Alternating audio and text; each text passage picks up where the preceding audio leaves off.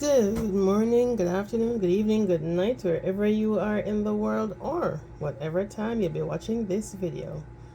Now, guys, I don't understand what is happening with our Jamaican citizens.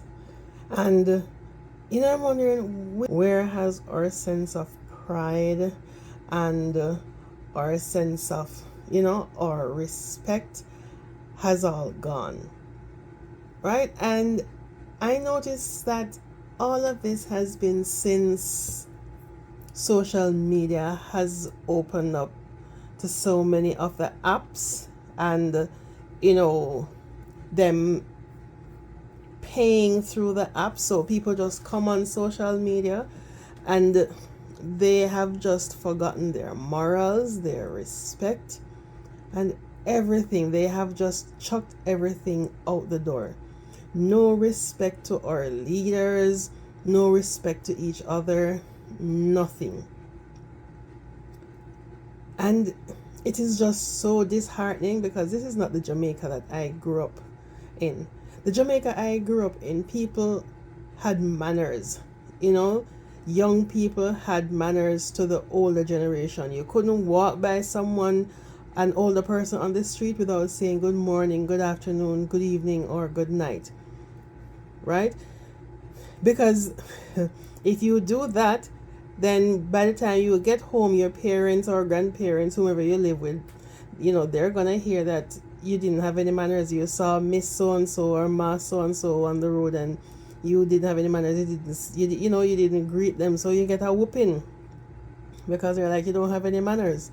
And back then it's like it was a community effort in raising our children, and children had manners to whomever. Children had manners to the elders, to even like their older siblings, and to even like heads of government.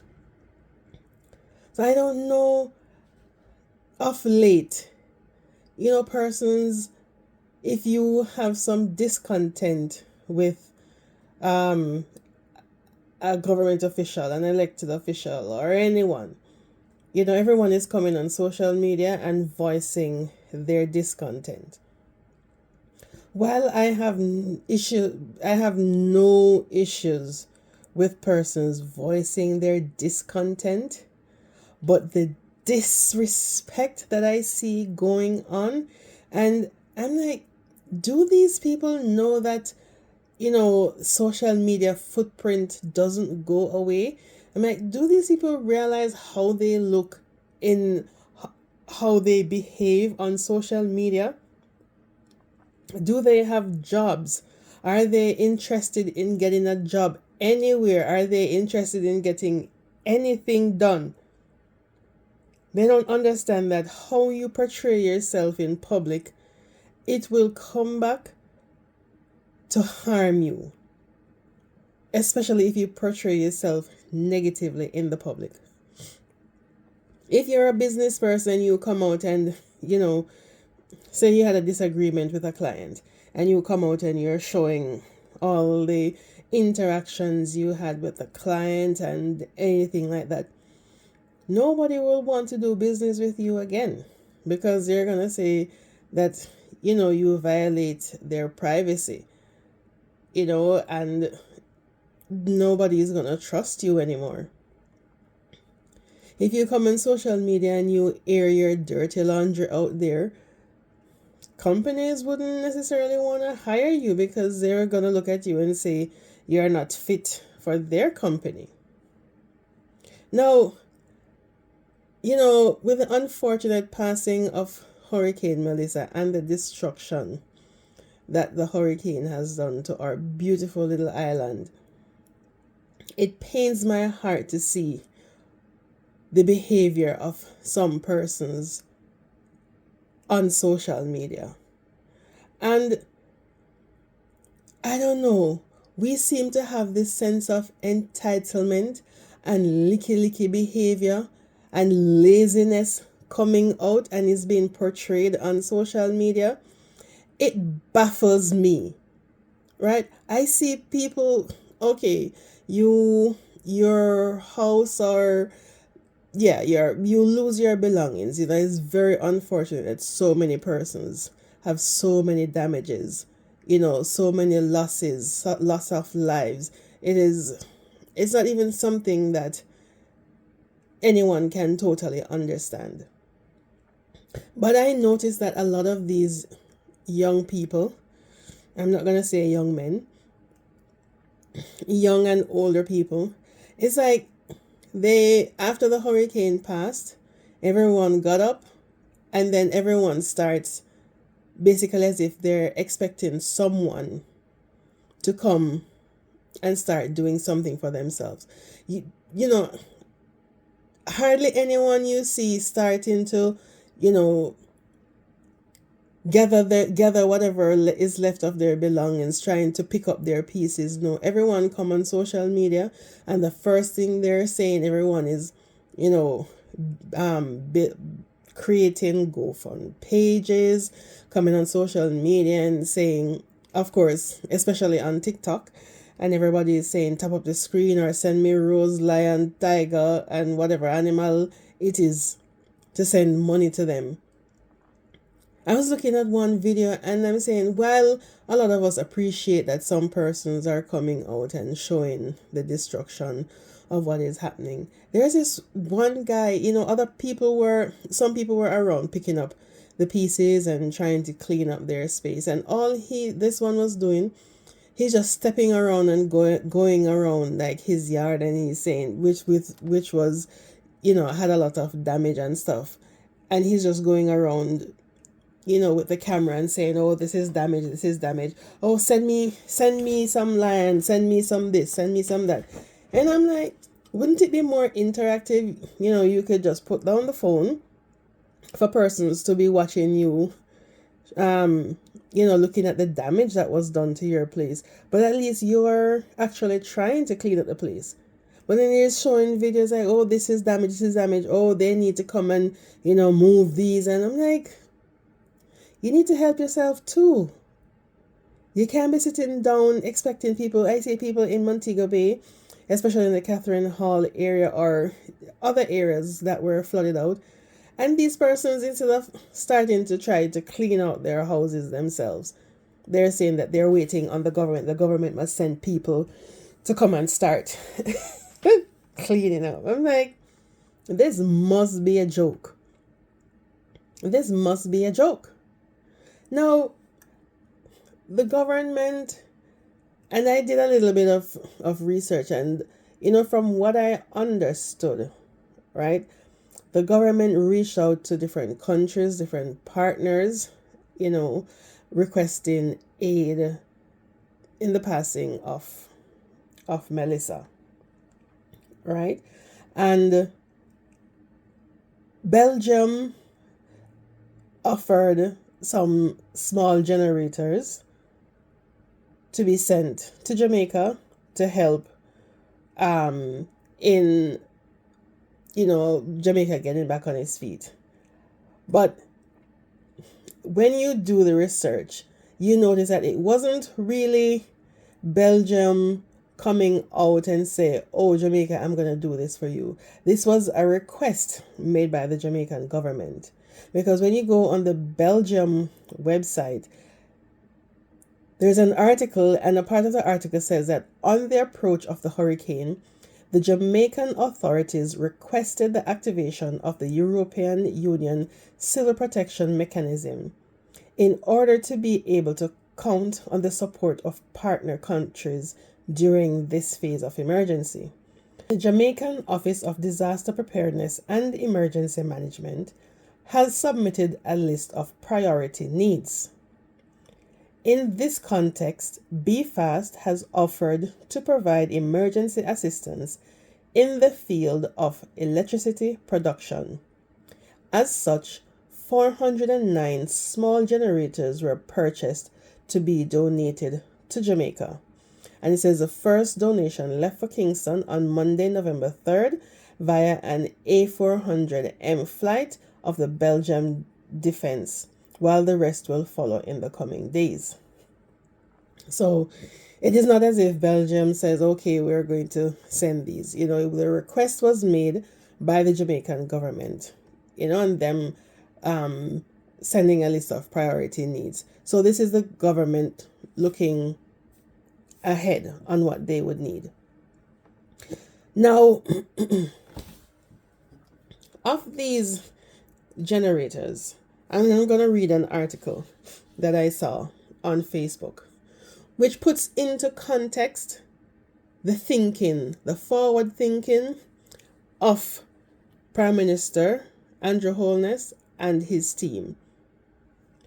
The generators donated by Belgium, the European Union Civil Protection, the World Food Programme, and other partners are not giveaways for individual use. They are critical infrastructure assets entrusted to the government of Jamaica and its relief agencies to serve the nation during emergencies. Right? Key word there, during emergencies. We all know Jamaica is an island. We're surrounded by water. We have a hurricane season every year. And most of the time we get a hurricane. Last year there was Beryl. This year there was Melissa. Beryl did a lot of damage, but not as much as Melissa. These generators are designed to power shelters, clinics, schools, water pumps, community centers, and other essential facilities whenever the national grid is down. Their purpose is to keep lights on in classrooms, ensure medical equipment continues to run, maintain clean water supplies, and provide safe spaces for families in crisis.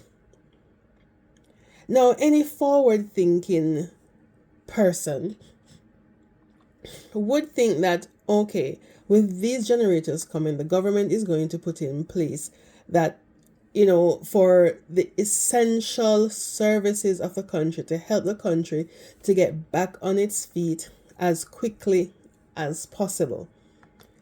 So we all know when there's a hurricane, we're going to have power outage. The water supply is going to be disturbed because of flooding and everything. So they have to clear all the water areas, the dams, clear everything, and they have to do some retreating. But doing all that work, it means that you're going to need electricity. And in the hurricane, most definitely you're going to have loss of power. Light poles are going to be down. You're going to have to be cutting away trees from light wires. So it will take some time, especially for certain areas, for power to be restored. So the government's forward thinking is that while all of this work is being done in trying to restore power, there is some backup so the country can get back up and running as quickly as possible while repairs are still being made. Make sense? Makes sense. Once delivered, these generators become the property of the Jamaican state, meaning they belong to the people collectively, right? They belong to the people of Jamaica, but it belongs to the state, belongs to the country of Jamaica, and not to any one person or household. Decisions about where they are deployed are made based on urgency, vulnerability, and logistics. For example, the clinic treating patients without electricity may be prioritized over a community center, or a water pumping station may receive a generator before a school, depending on the situation. And this system ensures that the greatest number of Jamaicans benefit from the relief effort. It is important to understand that these assets are part of a coordinated disaster response strategy. International donors provide them with the expectation that they will strengthen Jamaica's resilience, not be distributed as personal gifts. Transparency and accountability in their use are vital, and oversight agencies monitor deployment to ensure they serve the public good. So, in short, these generators are not for giveaway. They are tools of survival and recovery meant to protect lives, sustain communities, and help rebuild stronger Jamaica after a disaster. Now, I see a lot of persons on social media who claim to be, they claim to say that they are brilliant and, you know, their their knowledge supersedes anyone else who has some rational thinking. And a lot of persons have come out at the government cursing, saying the government got 400 generators and they should be giving these to the citizens instead of, as the Prime Minister said, he's going to loan 50 of the generators to small businesses so that they can get up and running quickly. And I don't know, this sense of entitlement and licky-licky behavior from some of us Jamaicans. All we want is free this, free that, free that. And we are so selfish that some of us, we are only thinking about ourselves. Now, when you're thinking of something on a whole, if you own a shop, isn't it much better that the government loans you this generator, you use this generator until your power comes back on, right? Then when your power comes back on, then the government takes the generator and move to another another business to help them do the startup. Because that is the whole purpose of the generator. It's a bridge for when you have loss of power until when power is restored, right? But some of you people are acting, the sense of entitlement that the government needs to give out the generators to people. There are over 200,000 persons affected by Hurricane Melissa, right? Lots of persons have lost their homes. So when you have no home, number one,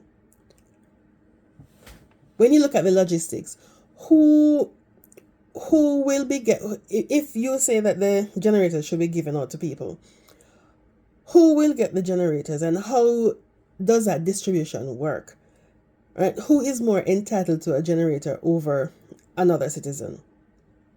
If you have nowhere to live, what are you going to do with a generator?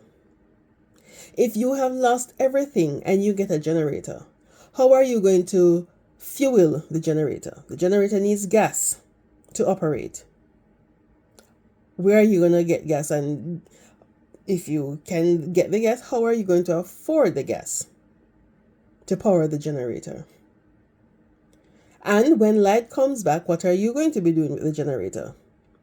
What is it? You're going to get the generator free from the government. Then when you get back power, you have nowhere to store the generator. You don't have any use again at that point in time for a generator. So what are you going to do? Sell it to somebody? Because that, to me, that is a thinking of us or short-sightedness. And that is why, a lot of us will forever be in a position of loss because we don't look ahead. We don't think beyond how far we can look down our nose. We don't look towards the future. We need to do better as a people. We weren't like this. We weren't so selfish and self-centered, because it makes absolutely no sense for 400 generators to come and you're saying give it to the regular citizens. The government needs to have those generators so that next year, when another hurricane comes and the hurricane does some damage, depend on where the hurricane falls, if there is significant loss of power, as is now, then the government will have those generators that they can help to build back the country as soon as possible. They can help the businesses in certain areas so that persons aren't left destitute. Send them to certain areas, say like Hanover, certain business in Hanover. If somewhere gets damaged, at least, people won't be suffering for lack of food, for lack of essential services. Look at the hospitals, at least hospitals will be able to take patients, right? They won't have to be traveling from Black River all the way to Mandeville, Spanish Town, wherever, where those hospitals may have light. I think as a people, we need to do better. And, we all have smartphones, and all it takes for us to get information is to just utilize our smartphones. The government has press briefings daily, but I notice that persons prefer to just listen to anyone on social media who comes out. They will listen to different sound bites, or listen to persons who misinterpret or interpret stuff in their own way, which a lot of times isn't the correct way. Just go to the government website yourselves. Do your own research instead of depending on people. Everyone has a smartphone. And we need to stop being so selfish and self-centered and think logically on, certain things. A lot of us, we don't understand what the government is doing and the thinking process. We're only thinking of ourselves as an individual, while the government is thinking of things on a whole. Yeah, sometimes we may not like what the government is doing because we think it should be done another way. We think that like the response from the hurricane is slow. For some persons, yes, it may seem slow. For some persons, they're like, okay, the government can only do so much and no more. I see people coming out, there are certain communities that are marooned, that are still marooned, and they're saying, oh, the government, must do this in this time. Not everything is as cut and dry. The government has helicopters, yes, but the helicopters may not be able to land. Just because you see an open space, it doesn't mean that the helicopter can land there. Is the earth still saturated? Is the area clear for the blades of the helicopter to land? Because if there are flying debris, once the helicopter lands or is taken off, the blades can stir up the earth and any projectiles and send them flying. Right? Areas are cut off. There needs to be assessment that is being done. And it's just so horrible that so many persons were cut off, and aid has taken them a very long time to get some aid, food, clothes, water, and all that. But nothing ever goes as easy or as simple as how we think it is. But, on a whole, we need to help ourselves too. We can't just sit and be waiting on the government to do everything for us. We have to get up and we have to start. Instead, the Lord said, help those who help themselves. So if we know that our communities are marooned, we can get up, and where it's safe to do so, start moving, getting stuff out of the way so that we can get help. You can't just sit down and say, oh, well, I'm not going to do anything because I'm waiting on the government to do this for me. No, you have to help yourself so that help can get to you faster. And, you all need to come off this generator thing, because what the heck are you going to do with a generator if you don't live anywhere? How are you going to fuel the generator? And, we just need to stop being selfish and think ahead. The generators are to bring back the country, to fuel the economy. When the government lends you the generator, and people, please use your smartphones and realize that lend and loan are the same thing. It's the same thing. You lend somebody means that you give you temporarily give somebody something for them with the expectation that they're going to return it to you. Same thing as lend. You give someone something temporarily with the expectation that they are going to return it to you. Loan doesn't only mean that it has to be something monetary. Not because you hear when you go to the bank, they say you get a loan from the bank no. The Prime Minister did not say he's going to rent persons the generators. He says he's going to loan them to small businesses. Means he's going to lend them out. He's going to give them for a short time so that when they use it, when they have light restored and stuff, then they give it back to him. So that come next year, if there's another hurricane and say companies in St. Mary, Portland, wherever, that these, companies, or there's, loss of power, then they can lend those companies the generators so that life can get back to normal as quickly as possible until electricity is restored. So please, I'm begging you, we need to bring back our sense of pride. Us Jamaicans are a proud people. And right now, how I'm seeing it, we look horrible on the world stage. Looking at some of these videos, I'm embarrassed to say I'm Jamaican. The level of disrespect to our elected officials. It doesn't matter whether it's PNP or JLP. It doesn't matter. There are elected officials. They are whom are governing our country. And I hear everyone will come out and saying, oh, it's freedom of speech, free speech. We have free speech. Yeah, you have free speech. But also free speech doesn't come without consequences. And all of you people who are especially overseas, who think that just because you reach overseas, you can speak down to the Jamaican people, down to the Jamaican government, as if, you're all high and mighty. You're talking about free speech, you can speak anything. Have some free speech on what is happening in your country. Speak about your president, your prime minister, your king. Describe them, speak about them as how you are speaking about the Jamaican prime minister or the Jamaican elected officials. And then come back and say that that's free speech. I dare you.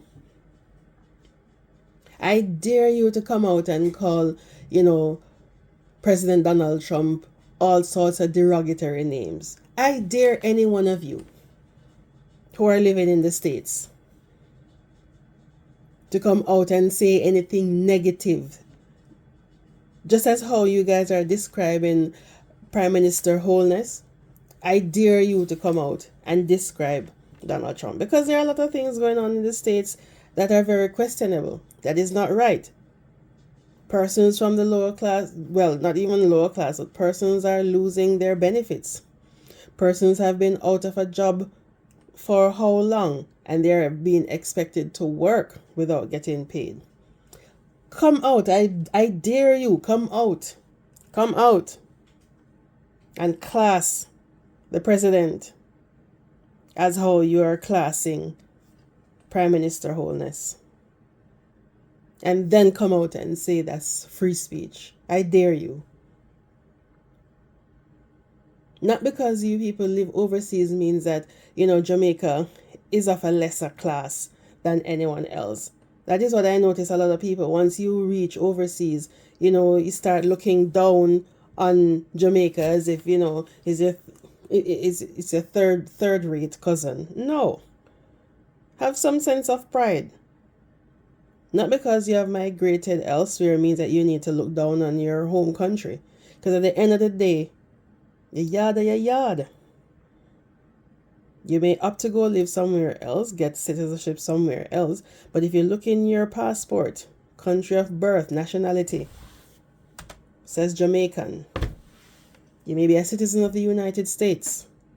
Your nationality is a Jamaican. Anybody can wake up on the wrong side of the bed and tell you that you must come out of their country. Jamaica can't refuse you. You were born there. So y'all need to just have some respect. Still have some respect for your country. Thank you for listening, guys, and please still like, share, subscribe to this channel, and give me your thoughts. Let me know what you think about this video. Let me know what you think. Am I right? Have we lost all our respect for our country, for ourselves? Have we lost our pride as a nation? And how do you think we look on the world stage? You have people, leaving their jobs, leaving their families to come out, to come to Jamaica to assist us. And look at the behavior we're portraying on the World Wide Web to see. If another country had been damaged, and you see the citizens of that country behaving as how we are behaving, would you be looking to assist those people? Let me know in the comments.